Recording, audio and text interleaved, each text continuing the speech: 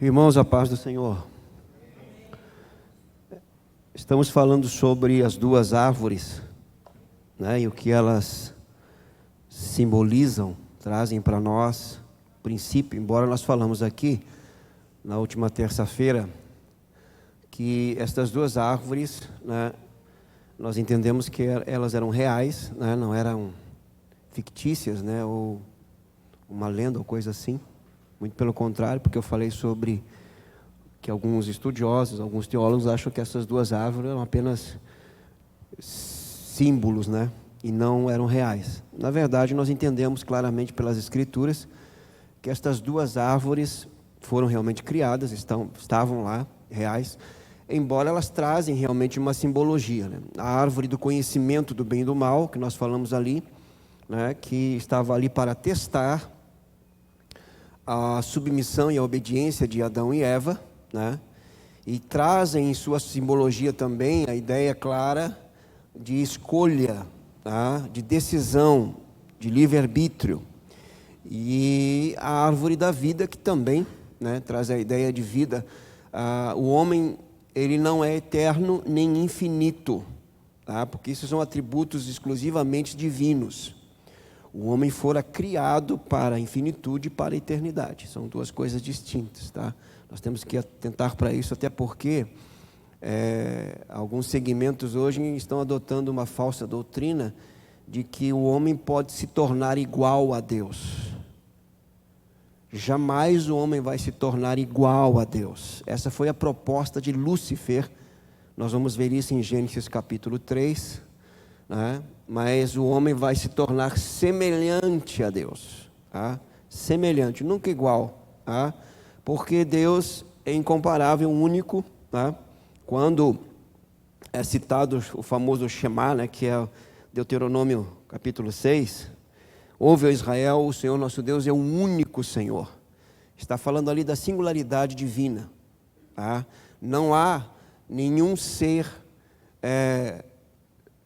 nos céus, na terra, ou embaixo da terra, no mundo visível e invisível, sequer que se compare a Deus. Até porque Deus, ele é eterno, autoexistente, autossuficiente, totalmente livre e absoluto na sua existência, tá? Então, a partir do momento que um ser, ele é criado, já na sua criação ele se torna completamente inferior ao Criador, ok?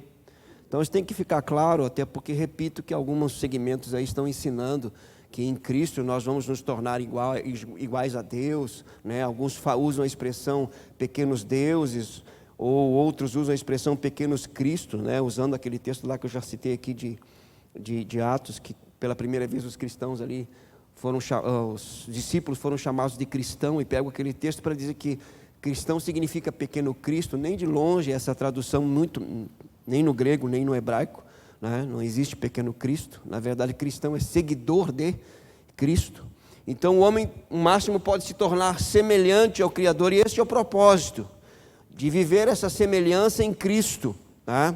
E aí então ele encontra o sentido pleno da sua existência. Fora isso, ele vai tentar buscar essa realidade e não vai encontrar. Estas duas árvores, como eu falei, nós já só passando rapidamente aqui, porque nós já vimos isso, eram reais, né? E traziam essa simbologia aí, tanto de escolha, de decisão, né? E de livre-arbítrio também, ok? Ao escolherem, ao decidirem, em algum momento, a Bíblia não fala quanto tempo Adão e Eva ficaram naquele estado ali de santidade não provada, né? Mas havia uma ordem, a ordem fora dada para Adão. Eva não tinha sido criada ainda, depois ela foi criada, mas a ordem havia sido dada, né? De que eles não deveriam comer do fruto da árvore do conhecimento do bem e do mal, e porque no dia que comessem desse fruto, né, eles morreriam, tá? E aí nós começamos aí a organizar, por assim dizer, a doutrina do pecado, porque logo em seguida aqui na lição 2 nós vamos trabalhar essa questão do pecado e a cruz, e aí nós precisamos ter essa base para entendermos claramente o que é o pecado, né? E os pecados, como já falamos aqui constantemente, que há uma diferença, né? A Bíblia faz essa diferença em alguns momentos importantes sobre a questão de pecado no singular, que geralmente está relacionado ao pecado original, né? E pecados no plural, que são as práticas pecaminosas, ok? Para o pecado, tá? Não há... A única maneira de nós resolvermos essa questão do pecado é morrermos para ele, tá? Morrendo para o pecado, tá?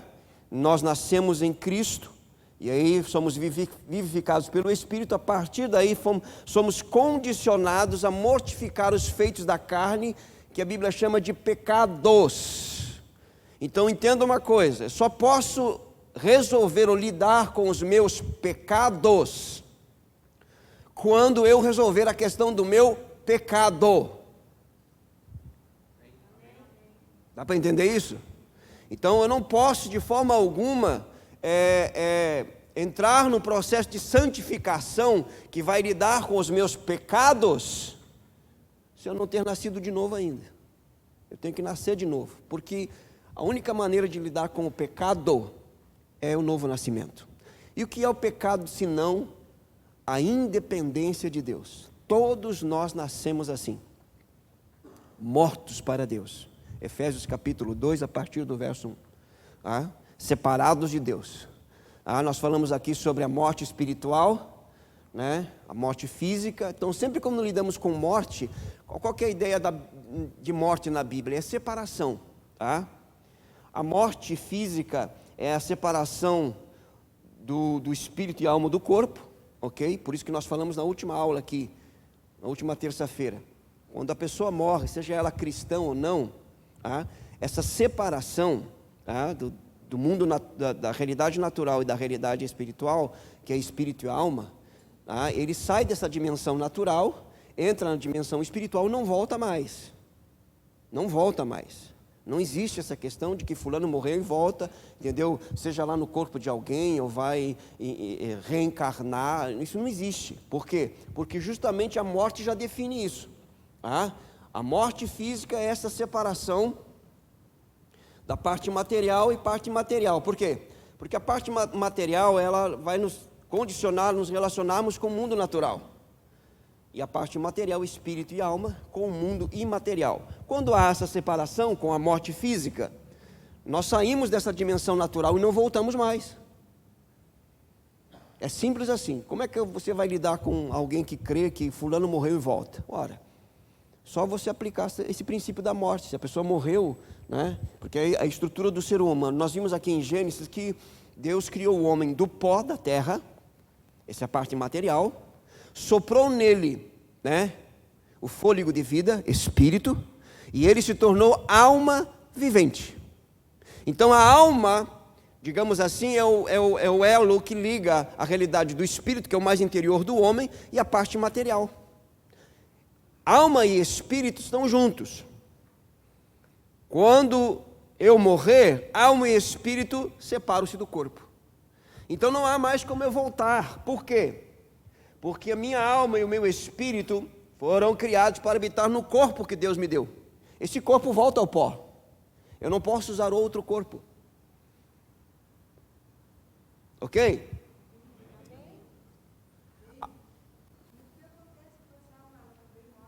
Não, alma e espírito não morrem, tá? Porque são é a parte material.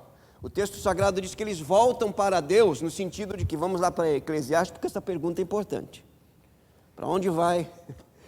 Para onde vai? Em primeiro lugar, tá? Em primeiro momento, tá? Isso aqui é importante, morreu, vai para onde? O espírito e a alma. Nós sabemos que o corpo volta ao pó, né? E a alma e o espírito. Vamos lá para Eclesiastes. Agora eu vou ter que achar o texto aqui. Deixa eu ver aqui.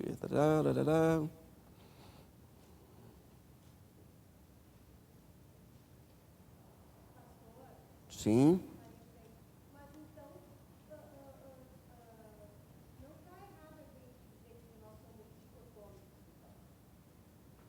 Que nós somos o quê? Sim, dicotomia e tricotomia. Não, em partes não, mas em partes sim. Quando a dicotomia é usada simplesmente para dividir a parte material e imaterial, é dicotomia. Agora, quando nós vamos estudar a estrutura do ser, aí não tem como você aplicar dicotomia, tem que ser tricotomia. Porque espírito é uma dimensão, alma é outra e corpo é outro.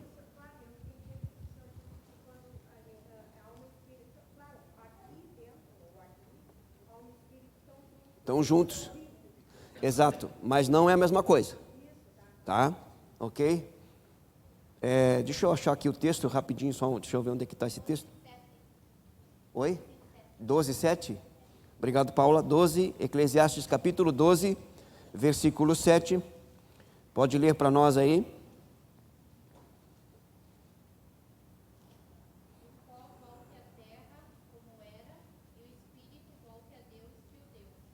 Tá? Então, quando a pessoa morre, o corpo volta ao pó e o espírito volta para Deus. Em que sentido volta para Deus? Em primeiro lugar, no sentido de que Deus vai determinar agora, pelo seu justo juízo, que Deus é justo, vai determinar se essa alma e esse espírito vão para o inferno ou para o céu. É nesse sentido. Então, é o seguinte, crendo ou não, acreditando ou não, todo homem, todo ser humano que morre, ele vai se encontrar com Deus para ser enviado ou para o inferno ou para o céu. Espírito e alma não morrem, porque o homem fora criado para a eternidade. O propósito é esse. Lembrando que Jesus fala lá em Mateus 24, ou Mateus 25, que o inferno foi criado para Satanás e seus anjos. Então, esse texto ele é muito importante porque alguns creem que Deus já determinou, né, salvação para uns e perdição para outros. Mas, a bem da verdade, esse texto está dizendo justamente o contrário, que Deus não determinou a perdição para o homem. O homem escolheu a perdição. Porque o inferno fora criado para Satanás e seus anjos. Embora o homem vai ser lançado no inferno pela justiça divina. Então é o seguinte, morreu. Esse espírito, essa alma volta para Deus e Deus vai determinar para onde vai. Ou para o céu ou para o inferno. O que determina, o que faz com que Deus determine isso de forma justa? A nossa resposta em relação ao meio de salvação que Deus enviou para nós, que é Jesus Cristo. Se em vida, aqui, eu entreguei a minha vida a Cristo em arrependimento e fé, Cristo passou a ser o meu Senhor, e eu vivi em Cristo. Quando eu morrer, meu espírito e minha alma vão entrar num descanso de fato e de verdade. Mas se eu não entreguei a minha vida a Cristo, em vida aqui, ok? Eu morro. Nesse primeiro momento eu sou lançado no Hades, que é o lugar dos mortos. Por que eu falo isso? Porque nos lábios de Jesus, a palavra inferno não é Hades. A palavra inferno nos lábios de Jesus é Geena, obrigado, Geena, que será inaugurado pelo anticristo e falso profeta. Tá? Geena, que embora é um lugar de sofrimento maior do que o lugar dos mortos hoje. Embora, nós falamos aqui sobre o texto lá de Lucas 16, se não me foge a memória, é isso? Me ajude aí. Do rico e Lázaro, que não é uma parábola, aquilo ali não é uma parábola, tá? Jesus disse que os dois morreram, né? O rico foi para o Sheol, o Hades, e Lázaro foi para o seio de Abraão. Olha aqui para mim, como é que era antes Jesus ter ressuscitado? Lembre-se que lá em Efésios o texto fala que ao ressuscitar Jesus levou cativo o cativeiro. Vocês lembram desse texto? Ok. O que aconteceu? Quando Jesus morreu, ele desceu no Hades. Ele foi lá. Por isso que Pedro vai falar que ele pregou aos mortos. Mas ele não pregou para salvar o que está lá, como muitos acreditam, né? Que mesmo indo para o inferno ainda tem salvação. Não. Ele foi lá justamente para estabelecer o juízo e decretar a realidade dos fatos. Até então, todos que morriam iam para esse lugar. É um lugar amplo, tá? E estavam ali os que estavam sofrendo e os que estavam em descanso. Eles podiam se ver. Entre eles havia um abismo. Isso não é coisa minha, irmão, isso que está no texto, tá? Isso era um mundo real, pós-morte, antes da ressurreição de Cristo. E o que acontece? Quando o rico morre e ele vai para o inferno, lá para o Sheol, ele está sofrendo, ele levanta os olhos e enxerga Lázaro no seio de Abraão, descansando. Ele viu. Por quê? No inferno, as pessoas estão cientes de que estão lá e por que estão lá. Onde é que estão os nossos sentidos, irmãos? No físico ou na alma? Na alma. Estão na alma. Então, quando a gente morre, a gente não perde sentidos. Visão, olfato. Não. A única coisa que nós não expressamos é através do corpo físico. Mas vai sentir do mesmo jeito.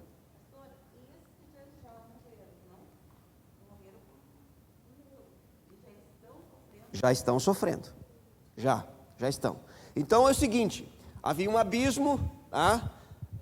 Digamos que esse lado aqui. Tá bom. Esse lado aqui é o lado do sofrimento.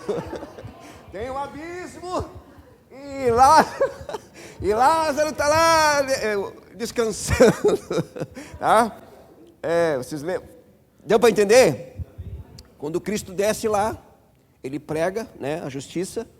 Os que estão no seio de Abraão são levados para o paraíso. Eles são levados para o paraíso. O que Jesus disse para o homem da cruz? Ainda hoje estará comigo no paraíso. Leva para lá. E esse lugar fica somente um lugar de sofrimento. Tá? É para lá que os que morrem sem Cristo vão. Estão cientes por que estão lá e onde estão. Estão sofrendo. Tá? E outra coisa que vou dizer uma coisa para vocês aqui. A Bíblia não fala de que demônios estão torturando pessoas no inferno. Até porque eles serão lançados num lago de fogo e enxofre. O sofrimento que eles estão tendo lá não é de demônios. O sofrimento que eles estão tendo lá é do juízo divino. Eu sei que tem muita literatura aí que fala que fulano desceu 7 vezes no inferno e que viu lá as pessoas sendo, né, com os demônios e tal. Experiências à parte, a Bíblia não relata isso, irmãos. Então eu particularmente prefiro ficar com o que a Bíblia diz. O sofrimento que eles estão tendo lá é um sofrimento do juízo divino. Ok? Depois do trono branco, o grande trono branco, onde o texto diz que o inferno dará aos seus mortos, que é o inferno ali, o Sheol dará aos seus mortos, o mar dará aos seus mortos, a terra dará aos seus mortos. Então todos virão e eles serão lançados no lago de fogo e enxofre, juntamente com Satanás e seus anjos. Nós vamos ver isso. Nós vamos estar do lado de cá. Eu creio, né? Amém, irmão?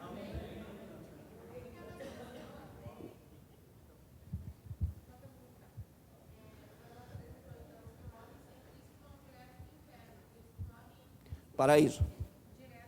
Paraíso.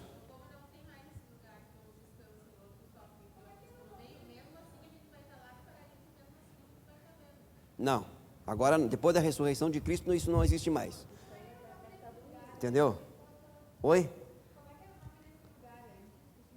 Sheol é o mesmo nome hoje, só que houve essa modificação pós-ressurreição de Cristo. É Sheol, tá? O inferno, tá? Só que, por exemplo, no grego nós temos a palavra inferno, nós temos o Geena, né?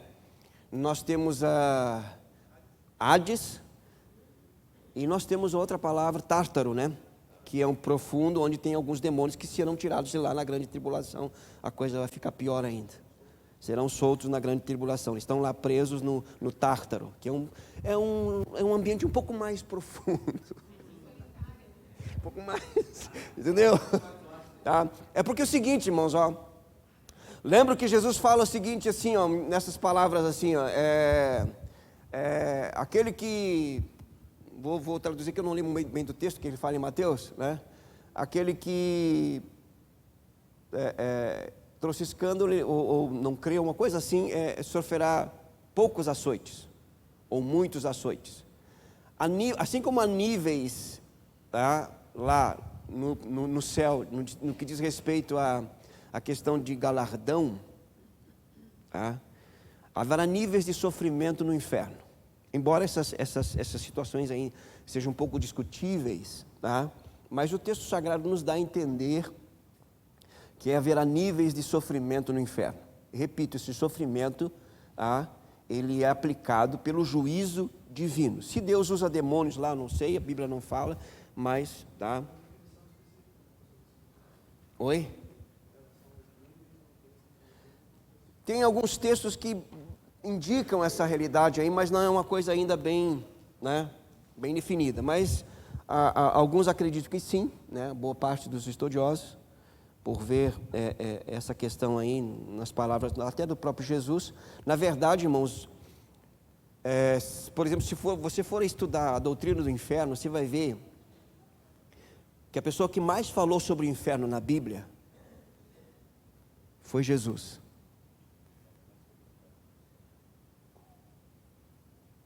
A pessoa que mais falou sobre o inferno na Bíblia foi Jesus. Não é um estado de espírito, é um lugar. Até para não ficar nas minhas palavras, entendeu?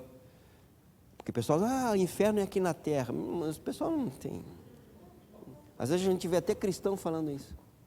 Aí é para matar o obreiro, né, irmão? Aí é para terminar com a escola bíblica, porque pelo amor de Deus. Olha só. Deixa eu ver se está aqui.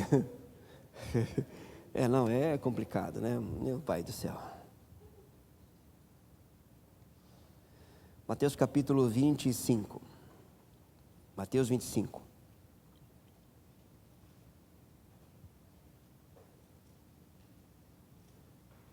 Verso 41. Deixa eu ler aqui, vocês acompanhem. Mateus 25, 41.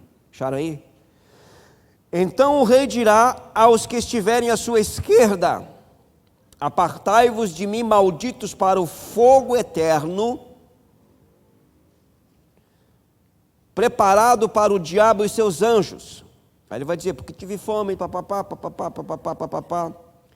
44, eles vão perguntar, Senhor, quando foi que te vimos assim e assim não te assistimos? E ele responde, em verdade vos digo que sempre que eu deixaste de fazer a mim, deixaste de fazer a eles e tal.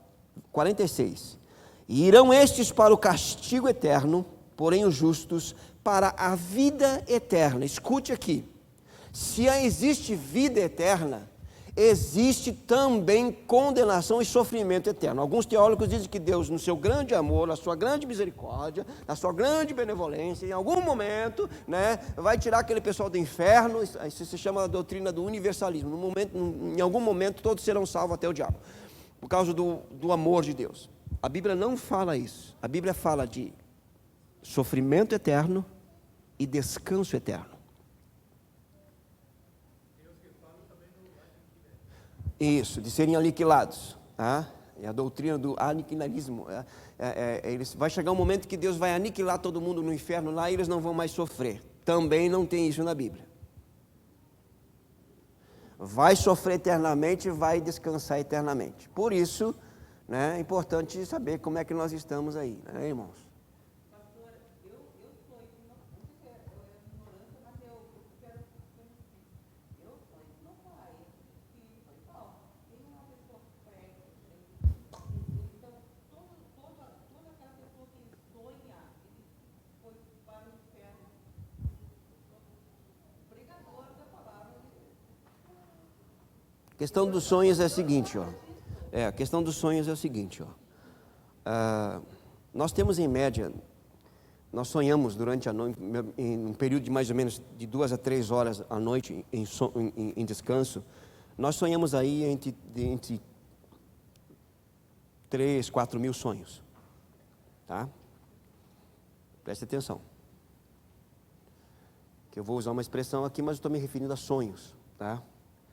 O sonho é a ejaculação da mente. O que acontece? Durante o dia nós lidamos com vários assuntos, a nossa mente está pilhada. Quando nós descansamos, a mente vai relaxar e ela vai expelir. E a maneira de expelir é através do sonho. Ok? 30% desses sonhos, de 3 mil sonhos, 30%, tá? eles vêm para o consciente, a gente lembra, né, para nós é real. A grande maioria você não sabe, a gente não sabe, ok? Deus pode falar conosco através do sonho, ok? Isso, pode mostrar, revelar. É uma maneira de Deus falar de maneira específica. Alguma situação Ele pode falar através de sonho. E nós podemos ser visitados por alguma ação maligna no sonho. E aí nós temos que, na verdade, lidar com isso. De que maneira? Simplesmente repreender. Você sabe quando você tem um sonho perturbador, opressor, você vê que é algo que lhe perturba. Então, o que tem que fazer? Simplesmente orar e repreender aquilo ali, ok? Agora, sonhar com morto é complicado. Porque pode ser o seguinte, pode ser a questão ainda, porque existe o efeito do luto, tá? Que a gente não pode desconsiderar. Aí entra uma questão psicológica, emocional da nossa estrutura, tá? E o sonho é uma maneira de trazer um certo alívio. Porém, qual o cuidado que nós temos que ter? De inverter. Entrarmos no mundo dos sonhos e sairmos do mundo real. Isso pode ser uma ação maligna, nós não podemos permitir. Alguém chegou para mim um dia e disse assim: pastor, desde que a minha mãe morreu, eu tenho sonhado com ela. Mas a mãe dessa pessoa não era crente. E vem aquela coisa toda, dizendo: olha, eu estou bem, estou num lugar muito não sei o quê, papapá, aquela coisa toda, tal. Diz: o que eu faço? Você ora, repreende, porque isso vai se tornar perturbador para você. Você não consegue se desligar. Você tem que viver o luto. Atenção aqui. O luto tem que ser vivido. Porque senão o nosso psique ele vai entrar em surto. Nós temos que viver as dores, o sofrimento, não só a alegria, não só o prazer. Isso faz parte da nossa estrutura. Repreendeu, não teve mais esse problema. Falei isso para vocês porque é o seguinte: lá em São Paulo, um irmão da igreja veio: pastor, meu pai faleceu, aquela coisa toda, dá para o senhor lá fazer o ofício? Fui lá, eu e o Ângelo. Quando nós chegamos lá, o irmão estava na porta do cemitério, e eu digo: olha, ele deve estar nos esperando. Falei para a Ângela. E a Ângela: mas que estranho, né? Está toda a família lá na sala velatória, ele está aqui no portão, por quê? Aí, para nossa surpresa, disse: pastor, o seguinte, a sala tal, o senhor vai lá, está a minha mãe lá e tal, ele era filho único, está minha mãe, mais outros familiares, aquele tal, papapá, o senhor faz o ofício que eu lhe espero aqui. O senhor não vai entrar? Não, eu quero ter, a última lembrança que eu quero ter do meu pai foi a conversa que eu tive com ele. Eu digo: você precisa ir, você precisa ver o seu pai no caixão, você tem que enterrar o seu pai, porque senão você vai abrir um hiato no seu psique. E no momento que você sentir saudade do seu pai, a sua mente não terá essa informação. Você vai buscar, ela vai buscar essa informação, não vai encontrar. Por quê? Porque você não viveu a experiência de ter visto o seu pai no caixão e ter enterrado ele. Não, mas eu não quero. Tá bom. 30 dias depois, entrou em profunda depressão porque ele queria falar com seu pai. Nós precisamos enfrentar toda e qualquer realidade. A saúde emocional, ela está intimamente ligada à nossa atitude com todas as experiências da nossa vida, sejam elas boas ou ruins, alegres ou tristes. Uma pessoa que vive só tristeza, ela está enferma na alma. Uma pessoa que quer viver só alegria, ela se condiciona a uma enfermidade emocional. Potencializa medo, potencializa pavor, potencializa todo tipo de síndrome.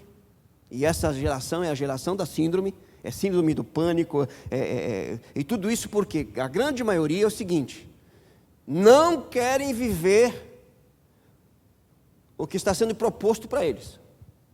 E às vezes, alguns usam até o evangelho, ou querem usar o evangelho, não o falso evangelho, porque o verdadeiro evangelho é o seguinte: o verdadeiro evangelho nos apresenta essa realidade. O sofrimento faz parte do pacote. Não somente isso, é instrumento de Deus para o nosso amadurecimento emocional e espiritual. Se o nosso Cristo sofreu, nós não somos nem de longe parecido com Ele, no sentido de que não temos que passar pelo sofrimento. Não existe isso, irmãos. Não existe isso. Então, essa é principalmente a realidade de lidar com a dor, com o luto. Aliás, não tem nada a ver com a lição que nós temos que estar, mas eu creio que porque nós fomos por um viés aí mas eu creio que o Espírito está nos conduzindo a essa realidade aqui. Irmãos, lidar com a morte, lidar com a dor, lidar com o sofrimento, quer ver uma coisa? Lá em São Paulo, tinha um cântico que eu não queria entoar o cântico. Tinha uma parte do cântico que eu dizia assim: te louvarei, não importa as circunstâncias. Lembra desse cântico? Eu lutava com isso porque na época meu pai estava enfermo, e eu lutando com aquela realidade no meu interior, e tocava o telefone principalmente de noite e madrugada. Tocar o telefone na casa de pastor depois das 10 horas da noite é treta. E eu achava que era notícia, que vinha de que ele tinha falecido. E eu vivia com esse tormento, com medo de receber a notícia de que ele tinha morrido. Mesmo falando o que eu estou falando para vocês aqui. Dos princípios, do que a Bíblia ensina, do que nós temos que enfrentar, que Deus é consolo, e o Espírito é o consolador, que Ele consola. E eu lembro num domingo à noite que alguém ministrou esse cântico. Eu nunca pedi para não ministrar, porque e alguém estava ministrando esse cântico, e naquela noite eu orei ao Senhor. Eu disse: Deus, eu quero entoar esse cântico, mas quero que isso se torne uma realidade na minha vida. Te louvarei, não importa as circunstâncias. Se tu curar o meu pai, se ele morrer, te louvarei.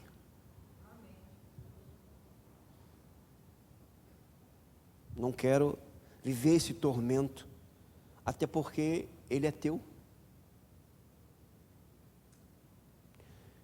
E na segunda de manhã eu acordei e eu percebi que tinha algo diferente no meu interior. Quando tocou o telefone, sempre quando tocava o telefone, a primeira coisa, minha mãe ligando que meu pai morreu. E naquele dia eu não pensei nada. E a partir dali eu percebi que o Senhor tinha me libertado daquele tormento emocional. E no dia que ele faleceu, eu estava indo para a igreja de manhã e disse para Ângela, arruma as coisas que nós vamos viajar. Para onde nós vamos? Nós vamos para Livramento. O pai vai morrer. Eu tinha falado com ele na quarta, era uma sexta. Ele vai morrer. Vou chegar lá e já vai ter falecido. Mas com muita naturalidade. Cheguei em casa meio-dia, tocou o telefone, e a Paula, minha cunhada, ligando, avisando do falecimento do pai. Chorei, lamentei, aquela coisa toda, mas percebi que eu já tinha sido curado anos antes. O que eu quero dizer com isso? Muitas vezes nós nos condicionamos ao sofrimento, sem que ele antes aconteça. E aí nós sofremos mais. Mesmo tendo o Espírito de Deus habitando em nós, mesmo conhecendo a palavra. Por isso que nós temos que apresentar diante de Deus os nossos medos. E nós vamos nos surpreender que a maioria deles não tem motivo, não tem razão de ser, se não quase todos. Porque uma coisa é você sentir medo, outra coisa é você viver condicionado ao tormento. Medo de perder, medo de descobrir, vai ao médico e está com uma doença grave, que você tem poucos meses de vida. Deus quer que nós venhamos a lidar com isso, irmãos, através da ação do seu Espírito em nós, porque isso também é santificação, é a santificação da alma.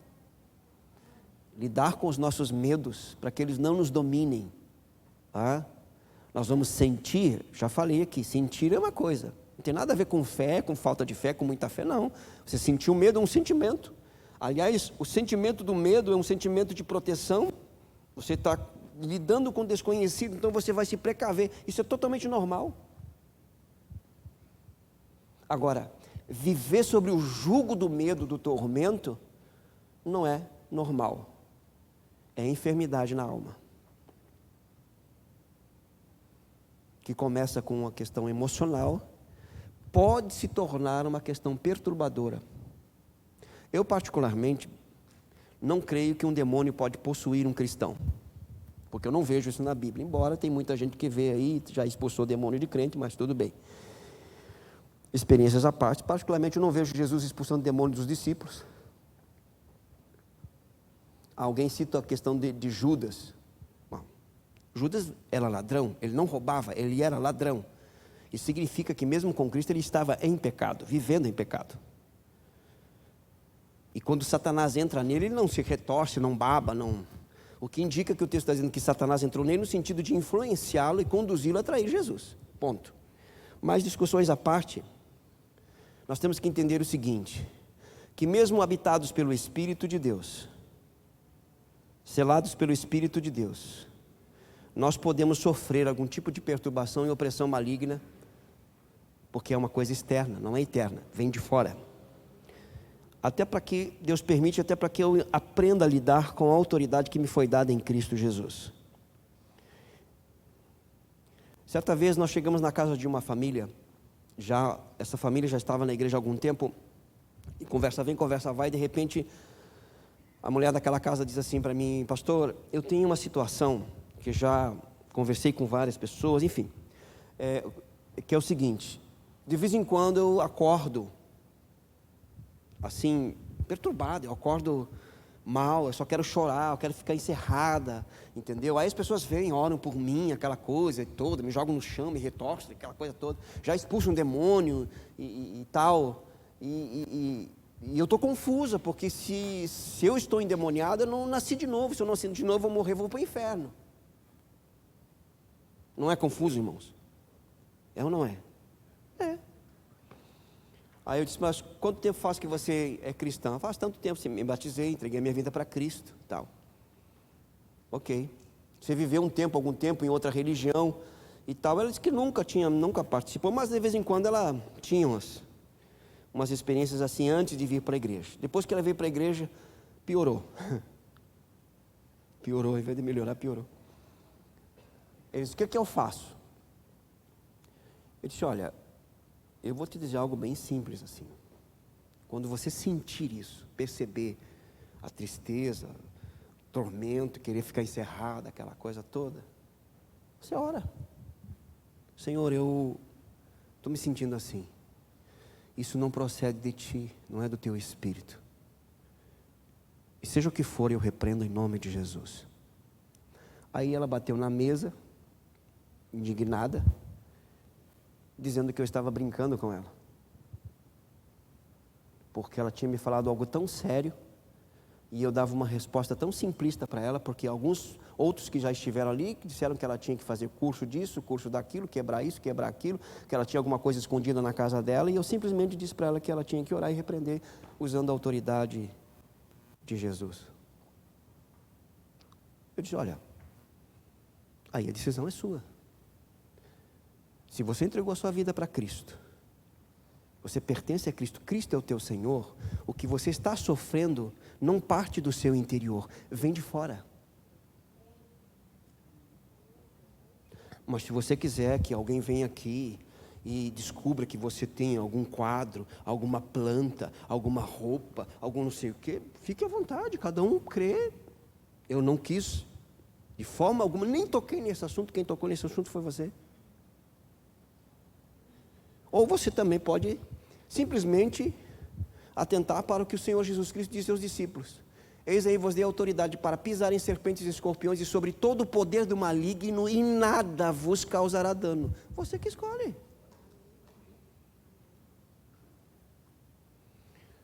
Para variar, aquela janta não terminou muito bem. Não é para eles, porque eu comi bem, dormi bem também, não me fez mal. Passou uns dias e ela ela nos chamou de volta e ela disse que tinha optado por seguir aquela orientação simplista de repreender e nunca mais teve nada. Por que eu estou falando isso, irmãos? Porque nós temos várias orientações. Mas sou eu e você que escolhe que orientação seguir.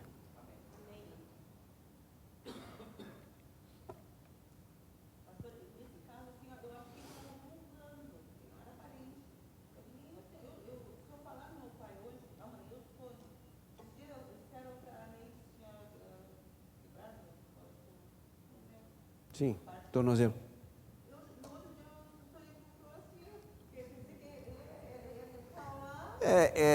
Aí é uma sensibilidade emocional bem extrema, né? Mas é normal, não tem nada aqui. Agora, se ele... que ele está no inferno, aí é outra coisa, aí é outro departamento. Onde nós estávamos?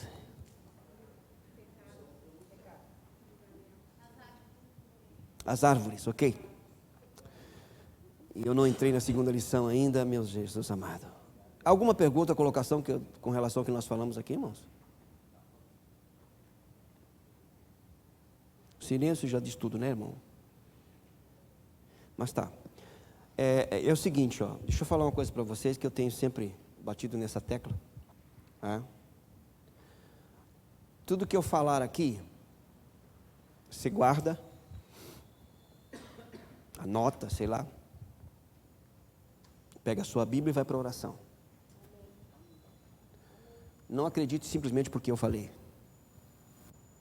Mas tenha a experiência de que o Espírito testifique no seu espírito que de fato o que eu falei foi da parte de Deus e que é a palavra de Deus. Ok? Não é porque eu falei, porque eu sou pastor, porque eu tenho seminário, porque enfim, essas coisas todas que as pessoas levam em consideração, que até certo ponto é correto, mas às vezes até certo ponto um determinado ponto para frente é nocivo, é bem nocivo. Entenda que quem nos ensina é o Espírito através da sua palavra. Você pode tranquilamente dizer assim, pastor, Deus, pastor Júlio falou esse negócio aqui, eu não acredito nisso, eu não, acho que não é assim, eu creio assim, assado, cozido, mas Espírito de Deus, Tu és o Espírito da verdade, e o Senhor Jesus Cristo disse que quando Tu fosse vir, Tu nos ensinaria todas as coisas. Me ensina. E leia a palavra, ore. O Espírito de Deus vai te ensinar. Ok? Bom, a árvore do conhecimento do bem e do mal ensina, em primeiro lugar, que o homem não pode fazer arbitrariamente o que ele quer. Atenção aqui. Por que a árvore do conhecimento do bem e do mal lá? Porque a liberdade verdadeira, ela estabelece limites. Você quer ser livre? Conheça os seus limites. Não há liberdade sem limites. Olha, vocês podem comer de todo o fruto de toda árvore, mas o fruto desta árvore aqui, vocês não podem comer. Limite. Quem estabeleceu o limite? O diabo? O homem? A religião? Não, Deus. Então entenda uma coisa: viver a verdadeira liberdade é conhecer os limites estabelecidos pelo Criador. Ponto. Segunda coisa que a árvore do conhecimento do bem e do mal nos ensinam: nós não podemos estabelecer normas do bem e do mal independente de Deus. Isto é, eu não tenho autoridade, conhecimento e capacidade independente do Criador para dizer assim, isso aqui é mal, isso aqui é bom, então eu escolho, eu tomo essa decisão. Não, eu preciso do Criador.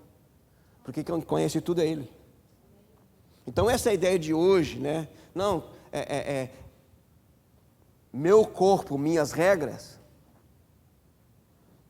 Isso aí, essa pessoa que pensa assim, ela não comeu do fruto da árvore do conhecimento do mal, ela engoliu a árvore inteira. Quem te criou? Quem disse que esse corpo é seu? Você vai dar conta dele? Então não são suas normas, as normas de quem criou.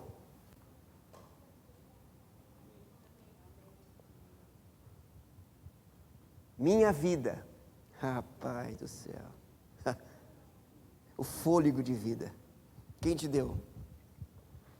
Minha família, meu trabalho, minha casa, meus negócios, meu dinheiro. Eu faço, eu estabeleço. Não. A árvore do conhecimento do mal, do bem e do mal está aí para dizer que não funciona assim. Só estabelece norma, lei, limites. Quem é soberano, autossuficiente, totalmente livre. Nós somos assim? Não, irmão, só existe um ser que é assim, Deus. Terceira coisa que a árvore do conhecimento do bem e do mal nos ensina, que ao comer desse fruto, nós estabelecemos um princípio de vida. Eu vou viver independente de Deus. Isso se chama pecado. De onde procedem os pecados. Toda prática pecaminosa revela o nosso desejo de viver independente de Deus. Você quer exemplo? Vou dar um exemplo. Quem inventou o sexo? Quem? Deus. Ele estabelece as normas para a relação sexual, sim ou não? Sim. Quando eu ultrapasso as normas estabelecidas, o que eu estou dizendo para ele? Eu vou viver a minha vida sexual independente de Deus. Não preciso de Deus para estabelecer minha vida sexual. Como vai ser, com quem vai ser? Não. Isso é independência. Quer um outro exemplo? Quem inventou o descanso? Deus. Então, quando eu decido que eu vou descansar, quando não tenho que descansar, e vou usar do descanso ao meu favor de forma totalmente irreverente e ilegal, eu estou o quê? Dizendo, Senhor, eu não preciso de Ti para me dizer quando que eu tenho que descansar e como que eu tenho que descansar. Eu vou descansar do meu jeito. Independência. Vocês percebam que a independência, ela é o fator motivador de toda a prática pecaminosa. Por isso que eu preciso me render ao senhorio de Cristo, pelo novo nascimento. Quando o senhorio de Cristo se evidencia na minha vida pela obra regeneradora do Espírito de Deus, eu vou lidar muito bem com as normas estabelecidas pelo Criador. Sexo no casamento, entendeu? Não antes. E com o cônjuge, não extraconjugal. Vou descansar depois de 6 dias de trabalho. Vou falar a verdade. É simples assim, irmãos. Pois não?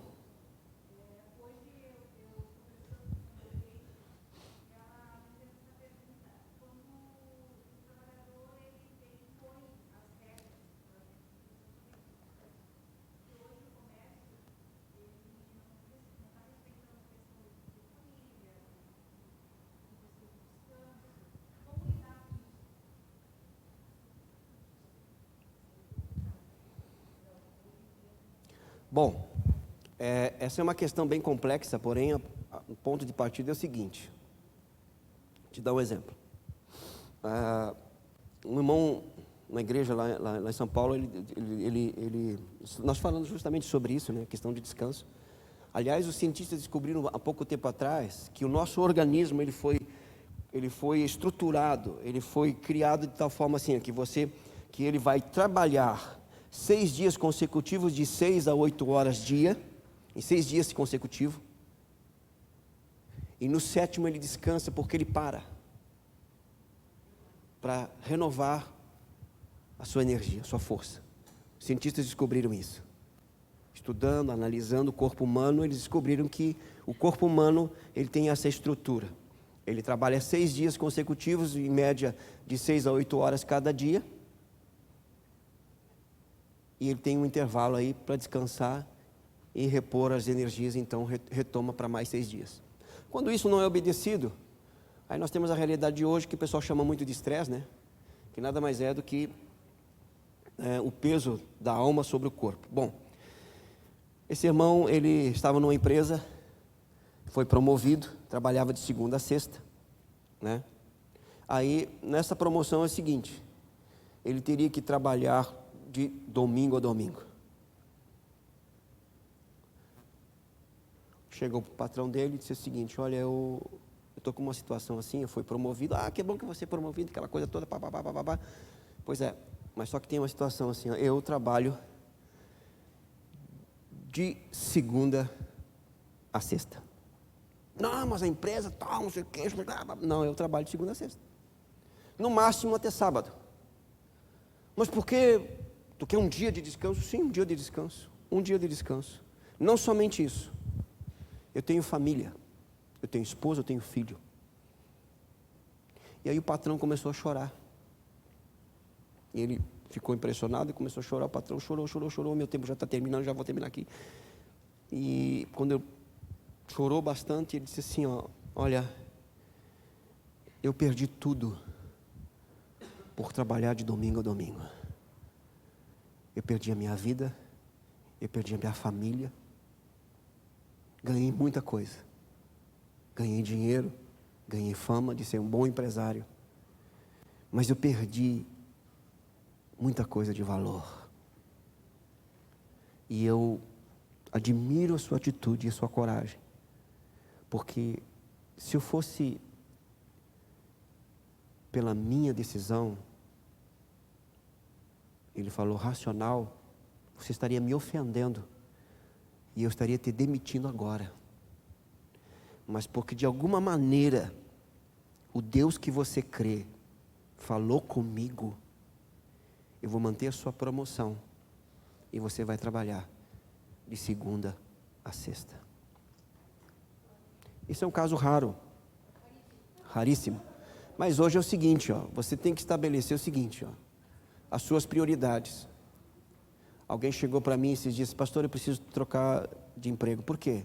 Porque eu estou vivendo para o meu trabalho, não para Deus nem para a minha família. Então troca. Mas pastor, se eu trocar, se eu mudar, eu vou criar uma guerra na minha casa e também na minha igreja. Eu disse o seguinte, existem guerras que são não só necessárias, mas são legítimas. Guerrei pela sua vida com Deus e pela sua família. Você tem que entender o seguinte, quem está por detrás dessa questão do trabalho? Quem você acha, qual a mente que está por detrás? A Bíblia chama de mamon. E não vai melhorar, vai piorar. E aí entra o nosso desafio de nos posicionarmos como filhos de Deus. Você que decide. Eu vivi isso na igreja, irmãos. Trabalhei com alguém que chegou para mim e disse assim, ó, aqui eu trabalho, eu digo o seguinte, teoricamente folga segunda-feira. Não, teoricamente não. Se eu não tiver folga uma vez por semana, na segunda, ou vai ser na segunda, na terça, na quarta, na quinta, isso é inegociável. Não, mas aqui é outra realidade. Não, aqui é a realidade de todas as igrejas. Só porque ela é um pouquinho maior, eu não estou discutindo isso. Eu estou colocando sobre a mesa como é que vai ser. Eu fui nomeado, ótimo, mas eu trabalho 6 dias e descanso 1. Quer, se não quer, fala com o bispo e vê o que ele vai. Se ele vai me mandar lá para a China, para o Japão, não interessa. Mas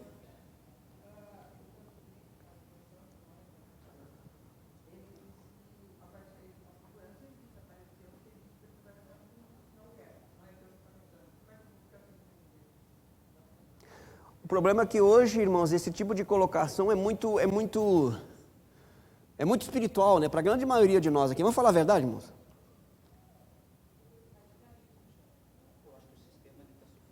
Não, o sistema ele vem para destruir, não tem jeito, irmão, não adianta, não tem negócio, o sistema vem para destruir, exatamente, é uma mentalidade, e aí você tem você não tem que negociar, você tem que ver o seguinte, ó, o que é mais importante, o que vale mais, até nem vou dizer a questão de igreja, que uma coisa é igreja, outra coisa é Deus, tá?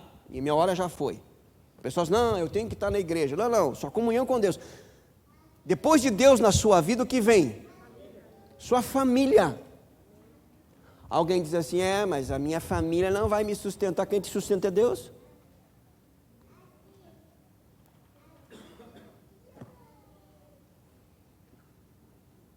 O que você prefere ganhar e o que você prefere perder? Porque se o que você ganhar, você vai perder alguma coisa. O que pesa mais?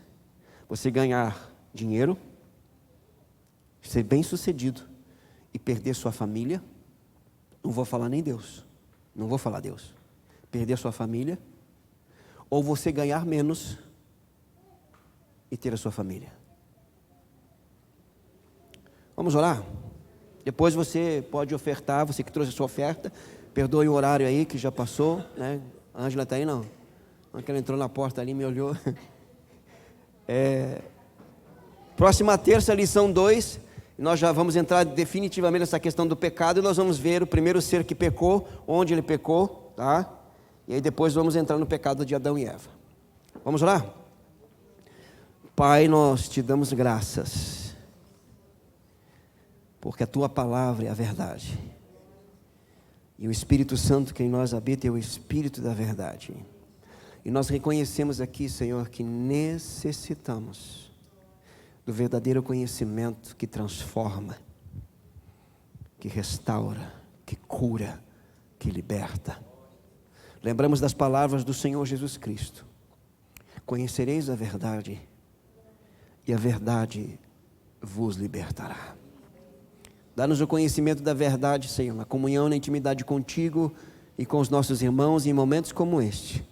Que a tua palavra encontre um lugar no nosso coração e continue frutificando como até aqui tem sido, para o louvor da tua glória. Assim como o Senhor nos trouxe, leva-nos para os nossos lares, dando-nos uma noite de descanso e continuar de semana, debaixo da tua graça e a nossa oração, agradecidos em Cristo Jesus. Amém. O Senhor te abençoe.